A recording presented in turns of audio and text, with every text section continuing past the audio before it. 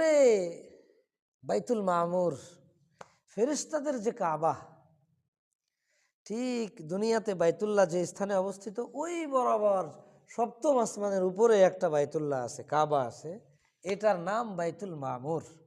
এখানে ফেরেশতারা তওয়াফ করে। হাদিসের মধ্যে আসছে যে একবার এক ফেরেশতা তওয়াফ করলে জিন্দেগিতে আর কখনো কি করতে পারে না, সে তওয়াফ করার সুযোগ পায় না, ফেরেশতাদের সংখ্যা এত বেশি। তো দেখে যে ওই বাইতুল মামুরের গায়ে হেলান দিয়ে হযরত ইব্রাহিম আলাইহিস সালাম বসে আছে। উনি ইস্তেকবালের জন্য আসেনি। নবী আলাইহিস সালামকে জিবরাইল আলাইহিস সালাম বলেছেন, হাযা আবুকা ইব্রাহিম ফাসাল্লিম আলাইহি। হে আল্লাহর নবী, এ হইল আপনার পিতা ইব্রাহিম আলাইহিস সালাম, সুতরাং আপনি তাকে সালাম দেন।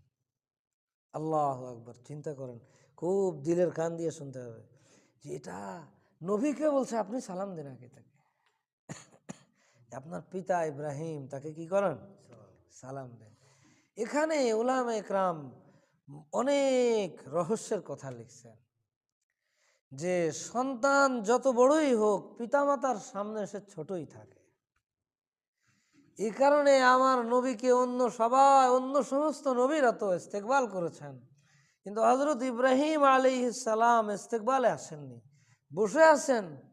নবীকে চালায় তার কাছে নিয়ে যাওয়া হয়েছে, সালাম দেওয়া হয়েছে, বুঝানো হয়েছে যে দেখো তুমি যত বড়ই হও, তুমি ডাক্তার হয়ে যাও, ইঞ্জিনিয়ার হয়ে যাও, তুমি প্রধানমন্ত্রী হয়ে যাও, কিন্তু তোমার পিতা গ্রাম্য বৃদ্ধ হতে পারে, কিন্তু তারপরেও মর্যাদায় তোমার থেকে সে বড়।